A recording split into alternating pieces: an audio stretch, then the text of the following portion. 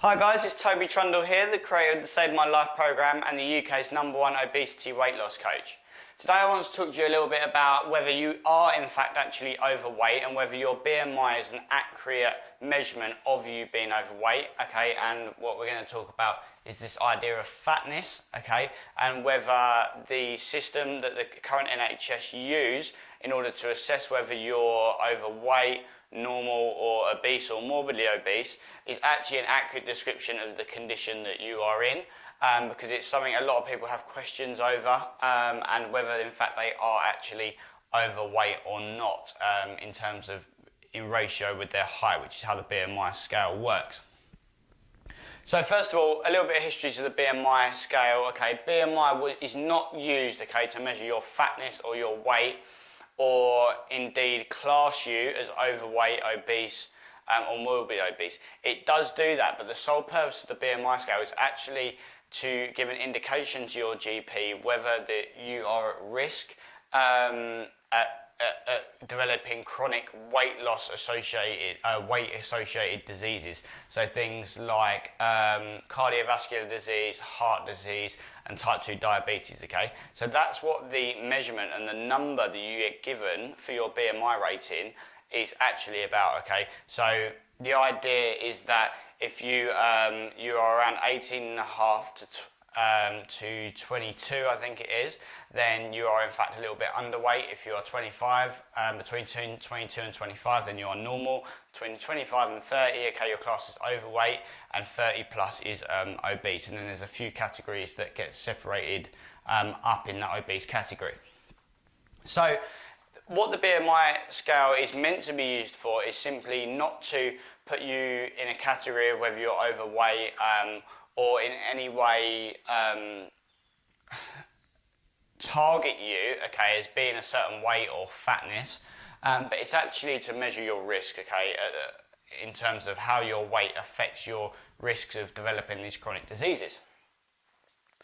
Now, the BMI scale is an old method, okay, an old measurement that has been passed down through the health industry for years, okay, and it is very much flawed in some of its approaches and how it's constructed, okay.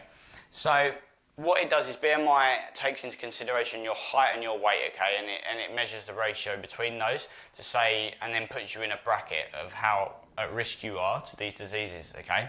So the calculation they use is your total weight, okay, that you would weigh on a scales, divided by your height times 2. So if you're 1.7 meters, it'd be 1.7 times 1.7, and then your weight divided by that, okay.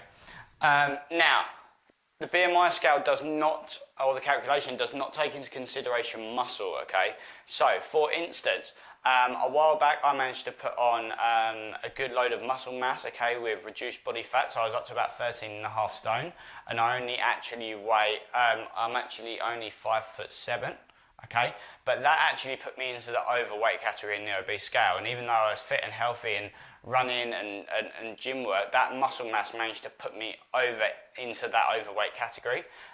So that's one example of how the BMI scale isn't great measurement of whether you are in fact obese, morbidly obese. It also doesn't take into consideration visceral fat, okay, so it takes into consideration our fat which is on our belly or around our body, okay, our physical fat that we can see, but it doesn't actually take into consideration our visceral fat, which is the fat around our organs, okay, so if we eat a lot of high saturated fats and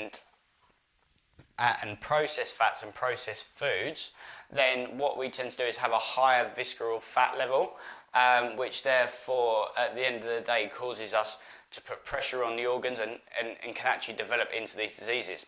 Now, if someone is overweight, normal weight, or even underweight, okay, they can still have a higher visceral fat than somebody who's in the overweight or morbidly obese categories. And as a result of that, it doesn't actually give us an accurate measure, the BMI scale, into whether our risk in terms of developing these diseases, okay? So for instance, if you've got high visceral fat, then this will cause you, okay, in the end to develop those diseases a lot quicker and a lot easier than these guys who maybe are slightly heavier than you and classed as overweight but don't have as much visceral fat. I hope that makes sense. It's also not a reliable measure of physical fitness. Okay, I've got clients which are still at 18 stone and they can still run half marathons. They can do everything that normal gym goers do, that a normal sized person would do on the BMI scale. It's just the fact that they're bigger doesn't mean that they're not physically fit and that their body isn't functioning in the correct way. I hope that gives you a good insight into the BMI scale, guys. My advice would be, if your GP says you are overweight, then to look at that and take into consideration, because the BMI scale to a certain extent can be accurate, but it also can't be for different sorts of people. So just think about whether when your GP tells you you are classed as obese or overweight, whether you are actually in that category or whether other factors are coming into play to put you over that. If anything, then the GPs actually need to start using more reliable methods, so things like body fat testing using calipers, and also measurements as well. For instance, your hip, your waist, your chest and your arm, which tend to be the most reliable data in terms of re-recording monthly or every 6 monthly on whether you're putting on weight or whether you're not putting on weight. I hope that helps, guys, and I will speak to you soon.